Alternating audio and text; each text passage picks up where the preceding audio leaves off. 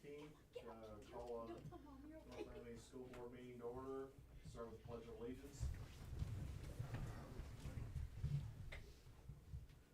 I pledge allegiance to the flag of the United States of America and to the republic for which it stands, one nation, under God, indivisible, with liberty and justice for all.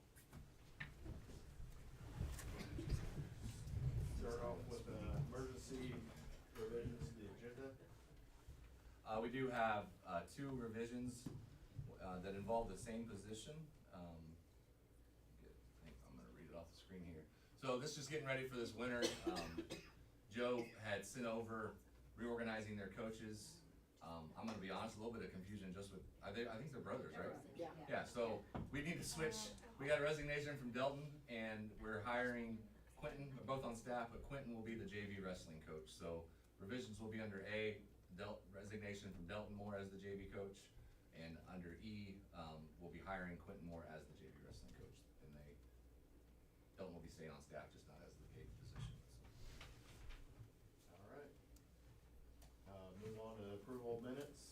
We've got August 19th executive session. So moved. Second. Motion by Mr. Working, second by Mr. Finnegan. All in favor?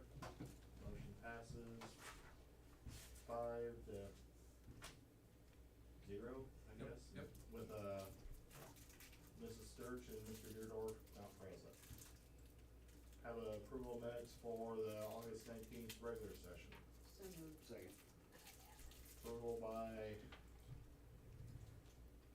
Mrs. Eckrow and second by Mr. Finnegan. All in favor? Motion passes 5-0. Approval of claims. Any questions or anything on the claims? So moved. Second. Motion by Mr. Hudson, second by Mr. Working. All in favor? Motion passes 5-0.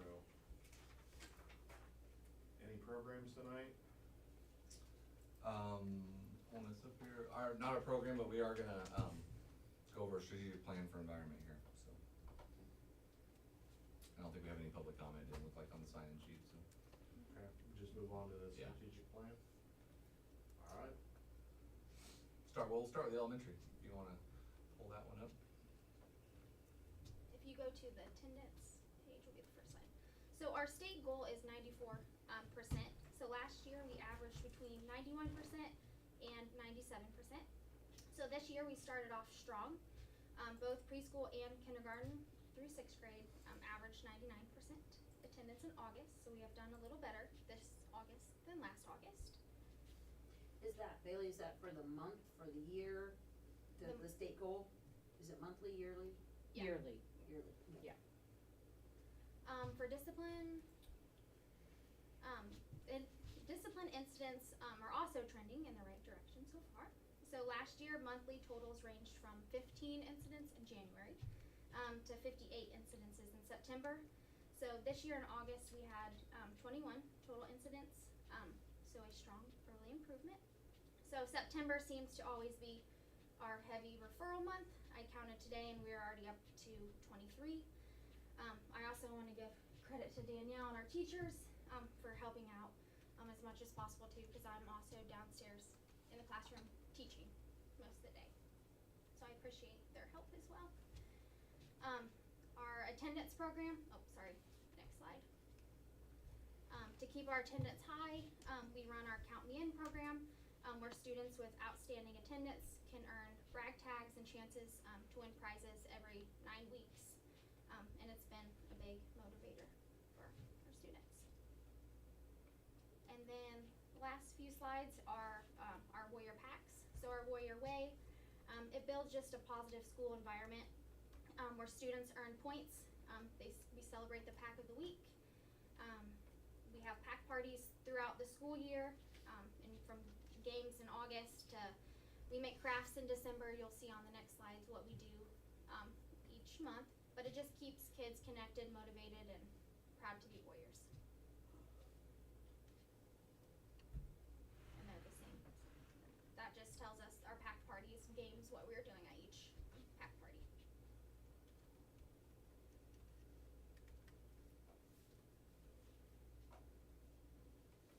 questions?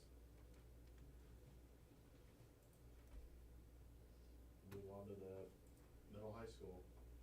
Alright, so I've collected data here. We're trying to compare year to year, and we're tracking by cohort. So we're trying to find, we know we're falling below on our attendance percentage to meet that 94% average. And we're trying to find, is that due to a specific cohort? Are we seeing a trend from year to year as the students get older? And what I noticed from the past 2 full years where I've pulled that data from is that as the students get older, that's where we're starting to see the trend of them not coming. So that's where Mrs. Cavage and I are going to look at what can we target. Are they specific kids in general, or is it a whole populace that isn't coming as much? So we're really going to try and dive deeper into that data to see what is pulling that down specifically. But the trend that we see when we track it by cohort kind of allows us to look at which cohort, which students, what do they need, how can we get them connected. A lot of working with older students is giving them a purpose at school. If they're coming to school and they're not involved in any programs, they don't feel like they need to be there. But if we can get them connected via being a part of Heartland, giving them something to join into during the day to be part of our community, that's when we're going to see that grow. So we're trying to target that specifically. This is the data from last year to go over. Overall, we see a trend with infractions. Most of what we look at is missing assignments. Students are doing their works. Last year we had phone confiscations, very few as far as dress code, physical violence for the fall semester. And then if we move on to the spring semester on the next slide, we see a trend whereas we see the same thing with phones and missing assignments. Physical violence went down a little bit, but we did have an increase in some vape incidents last year. So what we did from that data we collected at the end of last year, Mrs. Cavage and I looked at what does that mean for us for supervision, what does that mean, where are we going from here. The first thing that we did that was board approved in our handbook, phones are not permitted in the classrooms at all anymore. They're only permitted in their lockers during the day except for their scheduled lunchtime. So that was one way that we thought to target. We are in our offices very little during the day. We try to be out and present with our students. Most of them are very concerned with us, saying we're going to confiscate their hat or their phone. So we have seen a decrease in some of those major infractions because they're worried about their cell phone. They're not trying to get away with something more drastic, which is the battle I would choose every day other than those more serious incidents. The other thing that we changed that's been very helpful is no more hats or hoods in the building. Students don't like it, but it's really helping us to identify students faster. We see someone going down the hall, we know exactly who they are. It's just been better overall as far as discipline and safety. I think it's helped a lot. And then if we look at the next slide, I wanted to kind of compare August of last year to where we are this year. August of last year was a bit of a heavy start for Mrs. Cavage as I wasn't hired on in that building and she was still looking for an assistant. So I just want to compare August to August, and then whenever we present, I want to kind of go month to month where we were to where we are. So attendance letters in August last year, we sent out 15. Students get attendance letters for unexcused absences per state code. So at 3, 5, 7, and 10 unexcused absences, we send a letter. This year in August, we sent out 4. So we're hoping that our attendance is trending in the right direction here. Phone confiscations in August last year were at 20, and this year we're at 6. So again, we're Grace, you hit hoping. the ground running last year. Right? Yeah. She did. Dress code. This is when a student is not dressed according to our policy, in which we did make changes on our dress code this year as well per handbook. I didn't mention that. A little stricter with dress code. last year in August, we had 12 incidents where students were asked to change. That's where if they're not able to cover up or take off their hat or something, we ask them to change. If they've got a hoodie in their locker, or sometimes we're able to provide something for them. 12 incidents last year, and we had 0 in August of this year, so I felt that our students were very accepting of that new policy, and they knew exactly where that line was and where the boundary is. Minor incidents in August 2024, 111, and in 2025 we had 27. So We did have probably one less week, but it's still a big difference here. mhm. So, And I will say with those minor incidents, that includes detentions for missing assignments. And so we're seeing already less kids doing more kids doing more work, I guess, is how you can see that trend. And I think that is also a proponent to, there's no way for them, they don't sneak their phones in classes as much, they're focused on their teacher, we're getting things completed, we're turning them in, just helping to push our environment to support that academic goal that we're reaching. how are the warrior way rotations going? They're going rather well. I've collected data for warrior period, and so each teacher has to tell me what the kids are working on their scheduled Mondays and Wednesdays, and they're doing it. So I think that's helping as well. They're more focused on utilizing that time so they can be caught up. I will say the change in the math curriculum has also contributed to this. I think within that middle school, especially in 7th grade, the style of that curriculum is not homework based every day. And so it's just a little bit different, and so they're doing a lot of things in class. They do have homework, but it's not, I'm going to teach you this lesson today, you're automatically going to have homework tonight. It is a completely different setup, and I think that's probably providing a lot of relief for the kids too. They don't feel that pressure, that stress to have an assignment every single night. And if they do have an assignment, it's not near as long as what it used to look like, which is good. Sorry for the question, but how's the media center? Better. Okay. It's good. It's operating. I think it's a really healthy space for kids to work. The online program that the kids are, we have a new online program with Edmentum. There are some kinks with the new program that we're working through as our kids are in there. And they're getting done. We don't have too many kids that are behind on their classes, and they started a little bit later than what we would have anticipated, just getting that new program. But our teachers are asking questions. They want to know more. They want to do it to the best of their ability, which is a huge change of what we've seen in there the past couple years in trying to get those high school kids those credits. So very encouraging. Where do you find these kids vaping, just out of curiosity? Well, if I could say, kids will try sneaking in the bathroom, Okay.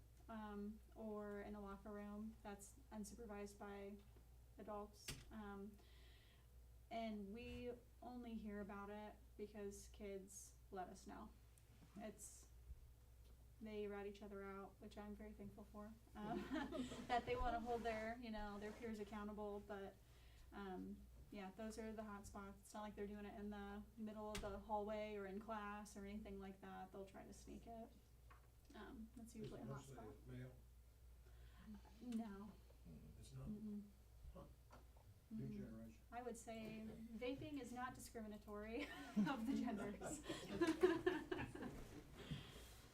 In both buildings, what's your expectations as kids get settled in? Will these numbers go up? Do you think they'll go down? Stay about the same? I foresee, as we get closer to school breaks, is where we see more activity. Kids lose focus a little bit right before breaks, so typically right before a fall break, there's usually incidents that come up that are a little bit more major. And that can be due to a number of reasons. The overexcitement for not being at school. For some of the kids, they would rather be at school for a long period of time instead of having to be at home, just because home life may not be great. So I think it just depends on the time of year, but I foresee overall our numbers trending downward, or just being at this healthy start where we're at now. But break time is usually where we see increase of incidents. And you've got 30 new kids in the building too. I think that the honeymoon period will wind down here shortly, so, yeah. We've already, yeah. Few of them, I know you have. We've seen some things already, have taken care of, and word gets quick when it does get taken care of, which is nice, so. So refreshing. Yeah, That's refreshing to hear. yeah. Yeah, I wanna say this before I forget at the end. I just happened to talk to a teacher the other day, and he said, I couldn't have my phone out in class, but I wanted to send you a picture. And I said, oh really? And he says, yeah, I wanted you to see an empty hallway. He said, we have no kids in the hallway. There is no gray area. We have discipline. Mrs. Manning has black or white. There is no gray. And she comes down and follows up on kids. If I need something, I can go to either one of them, and I have backup. And he said, this year has been the best year ever. And so that's good to hear, and you guys need to know that. Thanks. Best thing I've heard today. Seriously, but I thought it was funny when he said, but I can't have my phone out in class. I'm like, okay. But yeah, he mentioned no phones, no hoods, no hats, so much better. Good. So you guys are making progress. Keep up the good work. Thank you. Anything else? Thank you for the report. Move on to staff reports. Yeah, I've got a few things here to go over briefly. Publicly, a couple of things we did receive from the budget process. We're in the middle of that. We got a budget hearing here later in this meeting, but that part of this is, we've got to have a hearing, but it'll be finalized over this next month or so. But we did get an increase that was released by the county to our assessed valuation for our district of 6.8%. That's gonna allow us to be able to move forward. We're working closely with Stiefel on the bonding process, planning on some closing there, and the plan there is to be rate neutral when it's all said and done. Our ADM count continues to remain in the positive from spring, so count days getting closer here in a couple weeks on October 1. We will work between now and the next meeting. I know it's online. As a board, make sure you make note of it. We do bump the meeting up in October to the second Tuesday due to fall break. So we will be meeting on the 14th, I believe, right? But the calendar, we need to get ours. I got a couple drafts. Be working on nearby schools. Kind of try to coordinate, collaborate with the Career Center. But we need to work on our 26, hard to believe, 26, 27 school calendars. So I know, Sam, you said on that last time we approved it, and if you're willing to do that, we'll try to get a meeting scheduled between now and October meeting to start looking at that. Title grants, I just think they roll into each other. Between the audits and the desktop monitoring and they're being wrapped up. It's been busy, so I just want to publicly thank Serena as our business manager. It is a revolving door when it comes to making sure the money's spent correctly, making sure it's appropriated, making sure time and effort's completed, making sure the audits get what they want. It is a lot. So those deadlines for this coming year, title grants are coming due here as early as this Friday and over the next month. We're in the middle of the bargaining process. We've had one initial informal meeting. We got another, I guess it can be considered formal at this point. We're gonna meet Monday, on the 22nd. We'll reconvene to meet with the association. And I wanna remind the board, I got a text yesterday from Kara DeWalt, who's on the committee, for this but the community safety, simulation that we talked about last month. That is on October 15th. They are looking for some adult volunteers. So her ask was for me personally, from talking to Trent and the other school soups, Craig, we're in school, Peru's on fall break that week, so I don't think we wanna put ourselves in that position, but if there's, as a board, if you wanna be there, obviously we're gonna get feedback. Their next planning meeting's tomorrow. Stephanie Coppo's gonna represent us as, as one of our SROs. We'll get some more feedback, but that's continuing on as scheduled. There's 2 sessions, there's a morning session and an afternoon session, so keep that date on your calendars. Middle school, chairs, I wanna give everyone a board update here. We had some issues, we had a couple chairs break. We brought it notice, brand new, brought notice to our vendor, said he's never had an issue with that, came. It was kind of a funny little story, to be honest. Mrs. Working thought she had somebody steal some of her chairs. It was in fact our vendor testing some out. He actually broke some himself, which he said he could never do. And they determined at the manufacturer, they had a rivet machine go bad. Long story short, so not only did they address the issue, they replaced every single chair in every classroom. So that all got rolled out and switched on Wednesday. So kudos to them to stand behind the product. I mean, they were under warranty, but instead of just dealing with them, they knew there were gonna be more issues to come. So we got those all switched out, and hopefully these hold up as they should.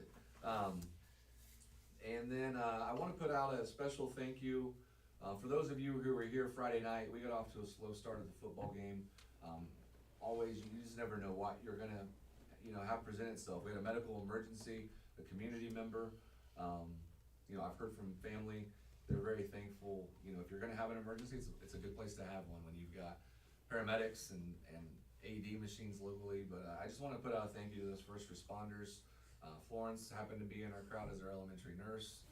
Andrea Catton, just a name. I've got a list, we're gonna send some thank yous out as well, but I bet there were 9 to 12 between, same officers there that were in the middle of that. Our team, our staff, and our fans. I felt like from a community standpoint, you always look and analyze how those situations are handled. We did some of that afterwards with analysis, but I was pleased on how we represented ourselves, and you always pray and wish for the best, and just wanted to say thank you in regards to that from Friday night. So on that note, I want to welcome back our middle high school nurse. Michelle came back today.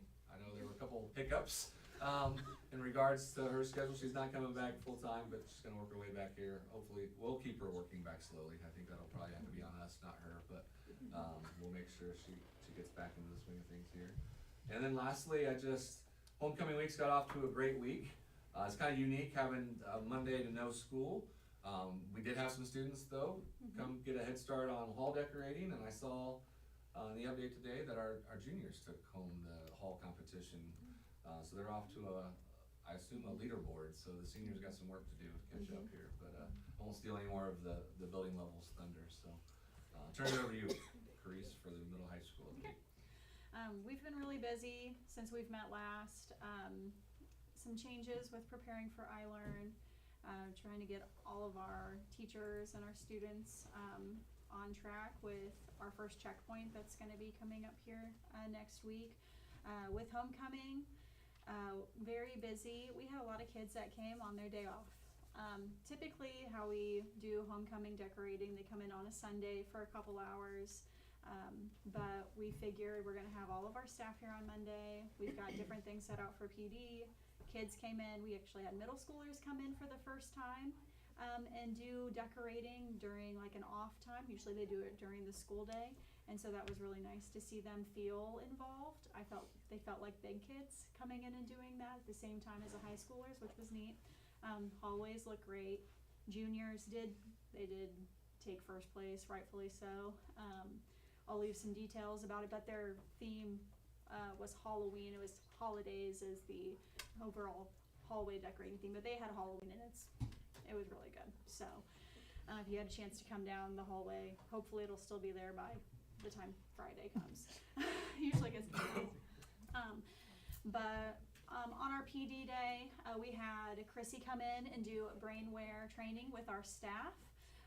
We had gotten that system through a grant that she had applied for our building. It's going to be working with 7th through 8th graders and just working with cognitive skills, that working memory. So Chrissy's been really great to help come up with a schedule, so we can get all of those 7th and 8th graders in. The staff really liked the demonstration that we had. It's really similar to a game play, but it just focuses on working memory. I had conversations, I didn't tell you this, Chrissy, but after our session that morning and that afternoon, talking with teachers, they want to do it in the high school because every teacher has their own account as a class. So like an end of the class period, like an exit ticket, just doing some cognitive skills collectively, which I thought was a great idea. We can get more use out of this program than what we actually got our money for. So that'll be great. I provided time for teachers to work on their lesson planning and year mapping of their curriculum, which is necessary. The math department greatly appreciated that, having a new curriculum and just getting those extra hours that are within their workday. They really appreciate that time. Talking to Amy Wildermuth, when they had adopted a curriculum prior, however many years ago that was, she didn't remember feeling as stressed to get the curriculum done, but she did note that her boys were in middle school or just getting into that elementary middle school, and so they had practices later in the evening, and so she was already at work and she could do it then, but that's changed now. So she's like, I feel like I have to put in more time during that more meaningful family time. But I appreciate them really digging in and working with the curriculum in their own way. I'm really excited about this Friday. I know the kids are excited about Friday. We did things a little bit differently with homecoming. We still have Powder Puff and Power Puff and our Friday assembly. We shortened it down a little bit from the time that we usually allot. We want to really keep the kids invested in the time that we have them. In years past, we've had kids leave during those days because they're uninterested in doing the community school stuff. But we shortened the time frame for those activities just a little bit to make it a more meaningful, and they won't get bored. If they don't have an active role during that time, they can stay engaged, which is really nice. We've got the homecoming dance scheduled for this Saturday, trying to make it a bigger deal than it has been in years past. Our homecoming dance last year we had a great turnout. This year we kind of put a little bit more importance to it and something more definitive. They had to pay ahead of time to go, try to put a little bit more into the music and decorations just to make it a good experience for the kids. Trying to think of some other things. What am I missing? I don't know. We just have a lot of good things going on right now. Our student council reps aren't here because they're coaching Wee Warrior football right now, so otherwise they'd be here letting you know all of from their perspective. On our PD, thank you for that reminder. On our PD day, I also brought in Tiffany Flora from Area Program, I believe you guys did too, to do a para training with our paras, our paraprofessionals that work with our special ed kiddos, and they really, really enjoyed it. Great feedback from the paras. Tiffany loved working with our employees, said that they were super receptive. There's not a whole lot to do for paras on PD day sometimes, and so it was nice to get them feeling involved and getting something out of that day. So that was nice. Okay. That's all I got. Thanks, please. So I'll piggyback on that. A lot of really positive feedback from paras. She really focused on just all of those things that paras can do to avoid some of the behaviors that sometimes come. And so she also did a make it, take it, so she had different things that they would make that they could use with the kids too. So it was really good. They really, really enjoyed it. We do have I Learned Checkpoint 1 this week. It opened up this week, so we're doing ours this week, and then Crease will be next week. Readathon was fantastic. We raised $13,275, and our kids read 113,223 minutes. So I just want to thank Deardorff Farms, Dave Floyd, DH Floyd and Associates, Eckroat, Ethan Manning and McKillop Seeds. Last year I had one day that I didn't have a sponsor for, and this year I had 5 sponsors for every day. So I just wanna say publicly thank you for supporting that. Dress up days were fun, the kids had a great time, so it was really positive. And another really great thing that Jim Wildermuth is doing, I had 6 of my students that went to FFA Soils. This year he had a couple last year, and this year I have 6. And I will say there are 2 6th grade boys who this has been such a huge motivator for them. In the past, they've been kind of disconnected, maybe get their work done, maybe don't, and they have gone in full force with Mr. Wildermuth. And I had a sub in the building, and I talked with one of them and said, your conduct will decide what you get to participate in, and he was good as gold the next day. So, I mean, those connections make a huge difference to our kids. So we had 6 that went today, and then they will go on October 1st too. So thanks to Mr. Wildermuth for branching out into the elementary. This week we have Fall Fun Fest on Thursday. Next week we have Mobile Dentist. We have Steve Seskin coming from Honeywell at Outreach. He comes every year and does an anti-bullying program with the kids. School Picture Day, it's hard to believe it's rolling. All the events are now happening. Some field trips we have coming up. 5th grade going to Trail of Courage, kindergarten going to Kendall Farms. 3rd grade, they tried Wabash Erie Canal in Delphi last year, and it's a great field trip. They actually get to get on a canal boat and learn the history, and so they're doing that again this year. And then 6th grade will be getting ready for Junior Achievement Biztown. So I'm gonna be conducting interviews. I saw one, did 1812 come across my desk? Group It is coming back, okay. yes. I know that they're bringing it back this year, but I thought we had a grade, who's going to that, do you remember? 8th going? Was it 8th Is grade? that Oh, all? it was middle school, okay, I was gonna say, I knew we had a group going, okay, good. Yep. Yeah, they brought that back this year, so they got some land, so that's good. But it's been a great start. Everybody, I feel like we're kind of settling in, and now all the events are starting. So it's been a good month this last month. Real quick, extracurricular wise, mentioned soils competing today. I know girls golf finished 2nd in the HNAC on Saturday. Football's off to a solid start, 2-1. The Pioneers, not a pleasant homecoming. It'll be a tough game Friday night. Volleyball's had a great fall. Girls soccer's been very, very successful conference, another conference win. Boys soccer picked up their first win at Culver last week. They both played Argus Saturday, Argus is a soccer powerhouse, but hopefully they got better from it. And then cross country, I know middle school's we got our lone cross country meet. We host a meet here coming up, I think next week. But I think I've got everybody covered there. But it's been a really good fall, coaching wise. I know one of the things we are keeping a close eye on is Joe Sanity as AD and coach, and touching base with Crease. He's done an excellent job of just preparation and laying things out. And so it's so far so good. So. All right, fun monitoring report.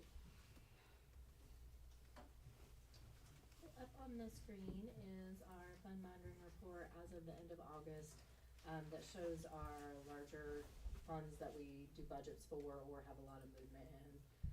Our education fund, we're just still continuing to watch this one. We're waiting on that count day to see what our revenue will actually be for this first 6 months of the school year. At this point, we were down $127,000 in cash just from state revenue in the education fund, and our expenses are up overall due to just some different reasons. We did, the transfer is a little less in this one because we didn't do a June of 25 transfer compared to where we were in 24. The supplies, I looked at that one a little bit because we're 60,000 down this year from where we were last year. A lot of it had to do with just timing of when we were paying for things. Library books is kind of a big swinger when the elementary buys that, and that hasn't happened yet this year, and last year it had. But we did buy teacher chairs and podiums last year. and we still had a $10,000 subscription for our old student management system last year that we'd made in that first half to keep that data. So, I could account for most of those things, and I think we're in good shape still for that, even though it looks kinda off. Our operations fund is the one of our two funds that's mostly funded by property taxes. So, that one is in the negative and will continue to be that way until we get some property tax monies. At the end of August, it was just shy of $300,000 upside down, just waiting on that revenue for that fund. And we've paid for most of the projects this summer. The difference is when you look in that fund between like property services, purchase services, and supplies and utilities, it just depends on what kinds of projects we targeted. So we bought things this year. We bought a truck, we bought a mower. So those fall into that supply category instead of when we're doing construction or projects, those are more in those property services. So, you know, overall, those are, you know, right on target with where we plan for them to be. That fund just looks different depending on how we organize that this time. But most of our projects are paid for now at this point. And we spent a lot of those things out of the bond, but we did buy some big things out of the operations fund. Debt service didn't have much change. We just paid out a little bit of a common school fund loan until we get to December. And in December, we'll make our big payments in debt service.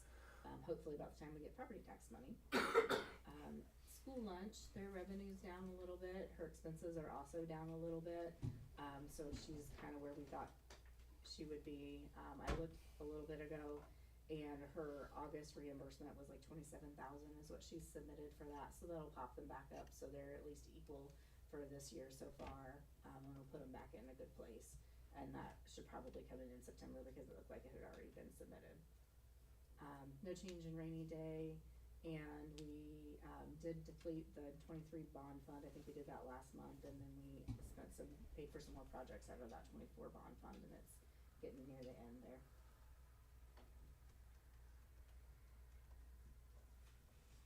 Any questions?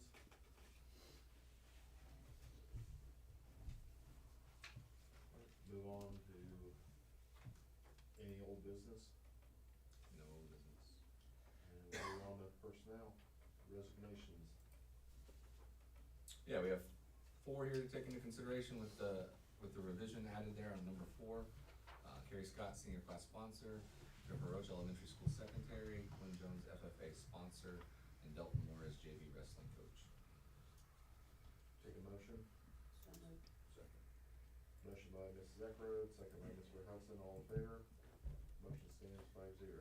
I think we can jump all the way down to E, Dave. I'm sorry. Yeah, we can jump all the way down to letter E.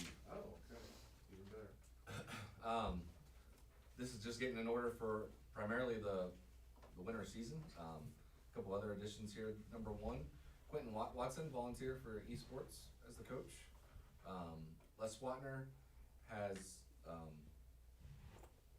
accepted the middle high school robotics position.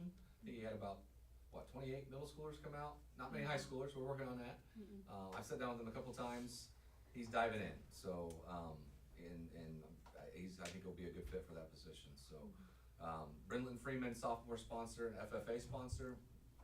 Joe Grant, senior class sponsor. Hayden Sturts, boys varsity golf or girls volunteer assistant. Colton Floor, varsity or volunteer baseball coach. Angel Clark, volunteer middle school volleyball. Dylan Stroud, assistant varsity wrestling. Dustin Sisk, volunteer wrestling. Mike Meeks, volunteer softball. Riley Kling, volunteer wrestling. Dakota Wan, volunteer wrestling and football coach. Cassidy Gerstoff, volunteer boys soccer. And Quentin Moore, JV, which was the revision, JV wrestling coach. Take a motion. So moved. Second. Motion by Mr. Finnegan. Second by Mrs. Eckroat, all in favor. Motion stands 5-0. Move on to F. Yeah, item F is the recommendation of Kristen Hansen to the Technology Services Director position. The job description for this position is attached. It is different than what our technology director was with the partnership with Integrity. So we're offsetting some of the responsibilities Integrity has on the enterprise services side. Position will be for 240 days, a salary of $68,000. will be placed in year-round Group 1 classified employees. The proposed job description is attached. I will note, as Chrissy is my sister, Serena worked on this process. She'll be evaluated by our building level principals and Serena as the business manager, so we do have some safeguards in there in that process. Obviously, I'll work with her as the technology director, but we'll make sure that those positions are in place from a supervisor, from an evaluation standpoint. So how's this different than what we had before with, Well, one less person in the department, yeah, so moving her out of the position she was in as our instructional coach, so it's taking her out of the bargaining unit and putting her into the operations with technology. So it's really just reorganizing what we've been doing for the last 4 months, but putting it on paper. So from a pay perspective, I think she's probably taken a daily pay cut. $5,000. And it's changing that over. Benefits is probably the biggest difference from a director position to where she was. It's just a year round. So those number of days she went from a 183 contract on a teacher contract to 240. So, but the director position itself, if you look at that, really the responsibilities that aren't in there are that network. That's what we're going to be relying on integrity for long term. Like once we get to December, or once we get to January, when their current first part of the contract runs out. so moved. Motion by Mr. Finnegan, second by Mr. Hudson, all in favor? Motion passes 5-0. And I will note, here we are mid-September. It has been a positive start from a technology standpoint. So Judy and Christy have done an excellent job being out in the buildings, making themselves available, integrity, and we've had some serious issues to deal with. And then as technology goes, the expectation is for it to work. And when it doesn't, you know pretty quick. So we had a cyber incident last week with a teacher's email that got pushed out that we jumped on real quick. So you just never quite know what you're gonna deal with. So I do wanna say thank you to the tech team. We are technically, tackling it differently than we ever have. So it's been a good start. So. Move on to business, resolution for 2025 TAW. Yeah, so this has been something we haven't had to do in a while. I think probably standard operating procedure maybe my first year I think we did them. So it's been 8 years, but the recommends for the resolutions for tax anticipation warrants or bonds to the Indiana Bond Bank. This is a short-term loan, and it is to, as plain as I can be, make sure we have cash and property taxes. We'll pay this loan off as soon as we get our tax collection in December. Within 3 days. Serena, you wanna go into more details? The interest rate, I'm supposed to get the interest rate next week. They estimate it to be 4% or lower for this. There's no cost to issue these when we do this with the bond bank. It's pretty common through schools in Indiana, and it's just kind of money up front while we wait on those property taxes to come in. We're only looking at the operations fund. It's already at that almost negative 300,000. I think that this is written so has the maximum amount we could get in it, and that's not what we're going to receive. I think we're looking at about 730,000 because that was our projection for the lowest point that we would hit between now and December. But with our education fund not having the cash balance that it used to have, we will get pretty low in cash overall with just the rainy day to float everything until we get just a little further into some funding things here. So this would be really helpful for cash for me to be able to sleep a little bit better at night until we can get some more flow. So moved. Second. Motion by Mr. Finnegan, second by Mr. Wolfing, all in favor? Motion passes 5-0. Move on to the 2026 budget public hearing. David, you wanna open up and sit down there in executive comment? I'm sorry. It's down there in the executive content. If you open up those notes. Missing that. Here.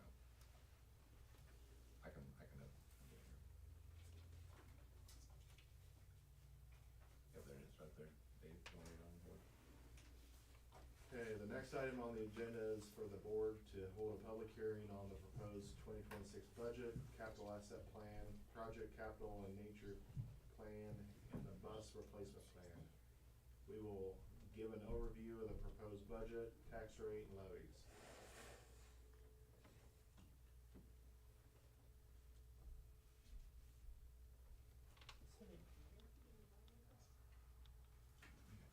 So there's some different attachments here. One is just kind of a summary we can go through quickly. I can stop if people have questions, but I just threw up just some basic information about the budget process. There's some changes for 26 that are different than other years. For the education fund, curricular materials, which is textbook fees and rental, is now all a part of the education fund. And the funding for that won't be in a separate distribution any longer. So anything that we spend on those things will be impacted by the revenue existing in the education fund. There was a really small increase to part of the funding formula per student, and then there was a decrease to every other component in that. The operations fund got to keep its 4% growth quotient for this year, which for us is $82,000. But new to us moving forward with a lot of the reform for property taxes will be circuit breaker loss that we just haven't had to deal with too much. And the estimates we've seen for that for us is anywhere from $112,000 to $141,000, and this one is zero there. But that's due to the tax credits that are for taxpayers now in our area. And so until bills go out, we won't know what that impact actually is in June. So we'll just have to be really conservative when we're looking at projects next year. And then, we've talked about maybe a bond issue in 26 to help with some of that, as we'll have some more debt come off. A big part of the education fund is our student support, or it's the biggest revenue. And so we're looking at ADM here, our average daily membership. This chart shows, we were hoping this year we'd be at 745. Today we're still above 750, so we're pretty hopeful that we will end up higher than we hoped there, but that was what we had. The day I polled, so last spring, in February when they did the count, we were at 754 here shown by grade, and when I put this together last week we were at 759. When I looked today we were at 757, so we're somewhere around that number, but we're above 745, which is good news. This revenue slide just kind of breaks down for the education fund. The tuition support that we get from the state comes with each of these categories, and it just kind of has blurry, sorry about that, but it just kind of goes through each part of that, what's changed and when those are settled. It's kind of a moving target all throughout the year, but the one count will be October 1st. That'll be the first bucket for that. As we look at the education fund, when we built the budget, this was just kind of some history of what we project when we build the budget in the summer for the whole next calendar year, and then showing kind of what those actual are. And in 25, this is still an estimate for the rest of it, but that's what we're hoping that this revenue comes in for 25. But for our 26 budget, based on the best information that we have, we're projecting somewhere around 6.1 million. Debt service is levy based, so it'll have a tax rate to, as its funding revenue source for that. We don't have a pension fund any longer. Those have been paid. And then our operations fund gets revenue from a transfer from the education fund, and our budget advertises us to do $900,000 for that transfer for the calendar year of 26. We advertise $940,000 for 25, and that's just based on the amount of revenue that we're gonna have in the education fund. So when that revenue goes down in the education fund, the transfer amount goes down. And then in 26, with that 4% growth quotient, this 1.234 will be the most that we can collect and levy for our operations fund. As we look at just the budgets overall, so these amounts are the amounts that we're requesting permission to spend. So not necessarily cash, I mean, we have to be able to fund these, but these are the amounts that we're asking permission to be able to spend for each of these funds. So the education fund, the most that on paper we could show funding for was, a 5.5, just over that for 26. Debt service is based just on actual payments, and we're allowed to have a 6 months cash balance in that fund for 15% of those 6 months payments. So that's where this $2 million, almost 2.1 figure comes from. And then operations, we're advertising at 3.3 just to make sure that we're high enough, because when we had to start through this process, our AV wasn't certified, and there was a lot of unknowns this year. So we can get less than what we advertise, we can't ever get more. So we advertise a little high to make sure that, you know, we're safeguarding ourselves as information starts to come in, when we get closer to the end of this. So, the last few years, you can see here in this rate comparison, we've been at 95 cents for our total tax rate. Last year we advertised at $1.58. This year we're advertising at $1.74 because we were really uncertain on how our AV was going to fall. So normally they recommend that we use 80 to 85% of where we were currently for that figure. And this year the recommendation was 70%. So that we used a really low figure for AV. As Kenny shared earlier, ours grew. We had a little bit of growth in that. So, you know, we really think we're gonna hit that 95 cents again. That's our intent. And we can make some adjustments if we need to, but we're advertising high just to make sure all our bases are covered as we move through that process.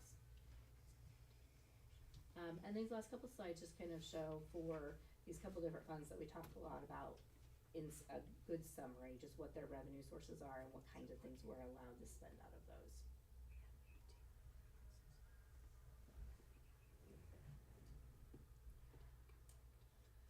And then the other part, so we have had this posted. This is our notice to taxpayers that tonight would be the hearing, in case anyone wanted to come and either have questions or get information about this process. But it shows these figures, it shows these budget estimates that were in some of the slides we just looked at. So between these funds altogether, we're looking at a budget that's just over $11 million for these funds.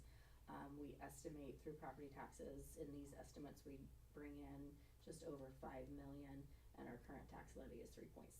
So that's that, where we're advertising real high again, and we expect to collect somewhere around that 3.6 again. And then we're required to have a 3-year plan for capital, 2 parts. This one is capital purchases. So anything that we think we might buy over the next 3 years, we need to put out on a plan, and then we can change that plan. You know, you guys will look at all those things in January, February, March as we start talking about projects and rolling out things. We just have to advertise and show what things we might do. So this list is anything that we think we might purchase that might cost more than $10,000. And then there's another one in here that are projects that we might complete or have to complete in phases based on funding over the next 3 years that we think could exceed $10,000 for each project. So these are just kind of our working list, that big project list that we talk about a lot. These are kind of the things that we've been working on for years or have been on that list, and we just put them back on these lists. I will note the Career Center makes its appearance on these, Heartland, so it's just something we need to make sure we budget for. You know, we put our roof on last year. There's gonna continue to be some expenditures outside of your operating budget over there. We're not sure what those things are going to be yet. That's still a whole other working process. I think they are gonna increase our budget amount a little bit. They're gonna try to build that fund up a little bit, but it's not, I mean, that's gonna take a time, so. But we just did start reflecting that in here. And then the last thing is, we're required to have a 12-year bus replacement plan and advertise the first 5 years of that. So this is that 5-year plan that shows all the buses in our fleet, and sorry, their year, what type of a bus they are, and when we estimate when they could be replaced.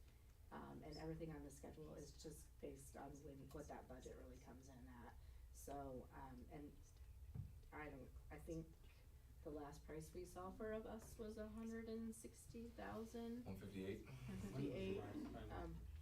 We got one this last year. Not a minibus, right? It was It was a full-size bus. It was a full size. We bought Minibus. 2. We paid for one in January and one 2 2 full-size buses Yeah. last year. Yeah, it's on here. The last minibus, I think, well, these aren't in here by year, but yeah, we 23. added that 4th one on there. So we have 4. The one has got some miles on it, so, unfortunately, we asked about it the other day. They wouldn't even give us a price until they said ready to buy. They've gone up to, what, 90? I mean, what was the last one we Yeah, bought? I think we 90? used to pay like 95, I think 110, and that last quote we had was 158,000. But the minibus was even, I think we paid 85 for that last Yeah. one. we're in a place, you know, we started, transportation had their hands full to start the year with reducing routes. So Rich, we wanna sit down with transportation committee. We've got 8 spares. You know, Rich has asked us a couple times. We're 18 months out on a new bus. If we, you know, we're in line, but we need to make that decision. Is a new bus the best decision? Is a activity bus needed? You know, we're sending out 4 minibus. If you look right now, there's not one in the parking lot. You know, they're all 4. 2 of them went out to ag today, and so we really are sending out, on average, 2 buses in the evenings for, you know, extracurriculars. Primarily just because of drivers willing to drive in the evenings. But I've asked Rich for some numbers, like what's it cost to maintain a bus? You know, the older buses that are older than 12 years, we've gotta get inspected twice a year. So there's some things we can take a look at spreadsheet wise of, you know, how many spares do we need? And then the concern, I know he always brings up, if you look at that list, we got a group of buses from 2010 that are, we must have got a really good deal way back then. But we bought 5 of them, 4 of them, you know, and so when those come off the books, we're gonna just need to be in a position where we still got a fleet. But with 8 spares, we're okay right now, so. Is the minibus used during the day? We use the one for the one activity bus gets used during the day. No, we have the small, no, we don't. We have the small bus with the ramp, so, nope, they sit over here. They're used primarily So for. if you spend a little more money and bought a full bus instead of a mini, you could run it during the day. Problem with the minis come in handy things, you don't have to have a CDL to drive them, so anybody can drive Like them. a parent, The mini- volunteer, yeah, the coaches, Minis yeah. coaches can, And Yeah. they've opened up some rules on allowing you to use them to take a kid, but, I mean, that yellow bus with the stop arm still requires a yellow card, that's the hiccup, so. But yeah. We take a bus for every team every night and pay a bus driver if we had a bus driver to pay. Like, Is it full? what's that? Is the full bus full? Extracurricular, is it always full? The buses, are they The main- full? The main bus. Like team wise, no, probably not, like soccer wouldn't be full, No. cross country. Well, like what we're having to do now for like soccer, we take 2 activity buses. Yeah. Like, cause they have more kids than fit on one, so we'll take 2 minis. I Just because we don't have a driver to drive them, Yeah. so. But Emily's been doing a really good job coordinating all that, but yeah, we just need some more drivers in the evenings. We have, I think, 2 primarily. So. 2.5. And one of those is Lowell, and Lowell's been driving a long time. So. Now, the minibus, you still have to kind of take a test or something. Rich does the certification for me, yeah. I know it used to be that, it's not hard. Yeah.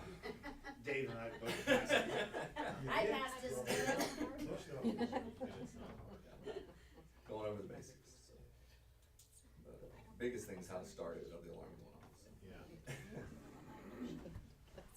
All right, on the hearing itself, would anybody like to speak? I think we're in the public here, so we can bring the hearing to the end.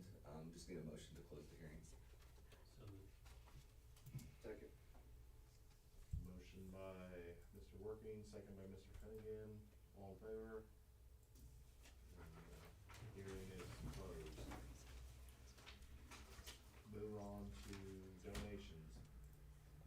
Yeah, as always, you know, our community is very generous. Go over these here quickly, but very thankful as well. So, from the Northern Indiana Community Foundation, $3,200. This was checks, both of these checks, $3,200 and $1,500.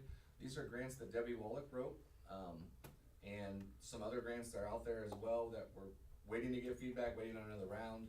But the intent for these is to purchase cardio equipment for the fitness center.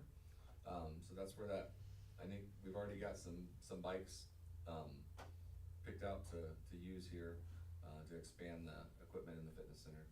We have Mexico New Life Church, 125 for the Angel Fund for food service. Tech Rehab, 1,000 for athletic sponsorship. Logan Sport Savings Bank, 1,000 for athletic sponsorship. Crossroads Bank, 1,000 for the same. Athletic Boosters, $5,414.30 for uniform reimbursement. Musselman Brothers, 1,000 for athletic sponsorship. And the IBU Lodge, $873,250 for athletic sponsorship. And at the elementary, all readathon sponsors. Each day, McKillop Seeds, 500, Ethan Manning, 500, and D.H. Floyd and Associates, $500 for the readathon. So, very thankful, thank you. So moved. Second. Motion by Mr. Finnegan, second by Mrs. Eckert, all in favor? Motion passes 5-0. Move to fundraisers.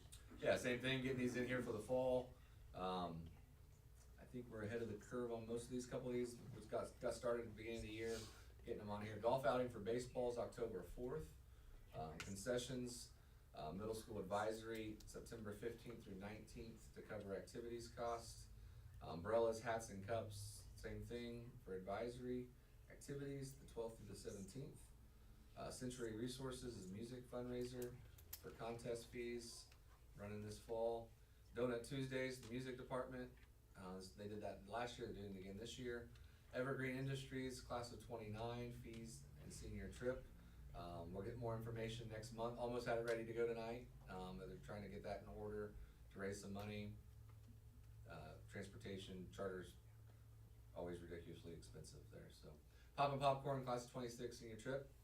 Krispy Kreme Donuts, class of 26, senior trip, so they've got some fundraisers rolled out for that. And then the donation drive, text donation drive for girls basketball, travel uniforms will happen in October as well. And then the elementary, original artwork, art supplies, November 25th, so those are the fundraisers, for board approval. So moved. Motion by Ms. Eckert, second by Mr. Hudson, all in favor? Motion passes 5-0. No board policy, move to field trips. Yeah, Jim Wildermuth has put in his annual out-of-state trips that require transportation. I'm gonna let you go through these, I won't read every one of them, but there are 14 of them. He does a good job laying them all out, where they're going, what they're doing. They're all FFA events. The ski trip's in January, that comes, I think on March, I think it's always on our holiday, President's Day there. So yeah, we need a motion to approve all of those FFA trips. So moved. Motion by Mrs. Eckert, second by Mr. Working, all in favor? Motion passes 5-0. Future meeting will be the 14th rather than the 21st next month, Yeah, correct. here in the central office. Ready for, board comments. Stan, you wanna start? Sure. With the trending from the charts and things that we saw, in August, I hope that continues and you guys have a smooth year to start off with. Sounds like everything from the readathon went really well, and that's awesome. The one thing I will mention is Friday night, one of the things I'm most proud of is our community. You know, when we have a traumatic event like that, not only did our administration and staff jump right in, but so did all the first responders. I know Kenny mentioned my name. I held a backboard. I really didn't do anything. I just kind of stood by to see if anybody needed help or whatever. But what I did witness was our community members and people involved in the school keeping our kids back. Because obviously we all know witnessing a traumatic event like that can be scarring. And when I looked around briefly, I didn't see a lot of kids. I saw a lot of people pushing kids back and things like that. And other communities, I've seen these things happen, and it just turns into just a mob. And so I was really happy with seeing everybody staying calm in our community, everybody that helped. They did exactly what they were trained to do. So it was really proud to witness, and obviously the outcome of it. So I know it made a delay on the game and everything else, but in the end, that didn't matter. So everybody do, and I was proud to witness our community of North Miami people doing the right things in the right way, so, that's all I got. Keep up the good work, that's all I can say. It's great to hear good things from teachers instead of phone calls and complaints, so, thank you. Amen to that. And it pays off, I mean, like, you see the kids getting better, I mean, it pays off. Sounds like everything's going in the right direction, so the readathon numbers were excellent, so. What's the punishment this year? Are there any bets on the table? Oh, no, that's the move-thon No, in wrong February. one, sorry. This one is a more positive. All right. The things that will happen to Rewards? us come All right. in February, we don't start the year off that way. I agree with everything that's been said. I was there Friday night too, and that opposing team, did they take it pretty well? That would be good. Yeah, I don't know, if they mentioned, I think both football teams got together out in the middle of the field, yeah, they handled it well, no complaints at all, the officials actually did a nice job Yeah. communicating what they were gonna do ahead of the I talked to the umpires, or I Yeah. talked to two of them, and they, I noticed, I thought everything was, it was neat, though, when the helicopter's coming down, the kids were like a herd, there was a whole herd of kids just run down there to the fence to watch that helicopter land. So they got some education out of the deal. On education, I know it's early, but when will we, on the elementary, when will we know maybe some test scores on the 5th and 6th grade? How they're doing? Oh, the summative isn't until April. April? Yeah, for I-Learn. We'll have formative assessments that we'll give along the way that we'll share. Okay. But that final, so these checkpoints that we're doing, these are to give us an indication of how things are progressing. Okay, that's So we'll have that, but then the actual summative that the state looks at and publishes, that'll still be in April. okay. And you've been pulling out those small groups, working with them, or you haven't started No, that yet? not yet, so that's why we're doing it this week. The one catch that we're finding is that because the checkpoint is earlier than typical, for example, 5th grade math, they have not done volume yet. That is not for a whole nother unit. And you can't do it before unit 3 because they need those unit 3 skills. So some of it is going to be, and that's where we're giving it right now, we're gonna use the data, but then we will look at those standards. And if we know it's one they haven't taught yet, then we will focus on the ones that they have to do those small groups. But next week, we'll get all the data this week. Next week, I'll be meeting with 5th and 6th. And we have a format that we're using that we're gonna evaluate the data. And when we get all of that and get through that process, I'll be sure to present that at one of the upcoming board meetings so you can see it. I've got nothing more to add. Everyone's kind of said what I was thinking as well, so just keep up the good work. Take one more motion. motion. So moved. Motion by Mr. Finnegan, second by Ms. Decker. Meeting is adjourned.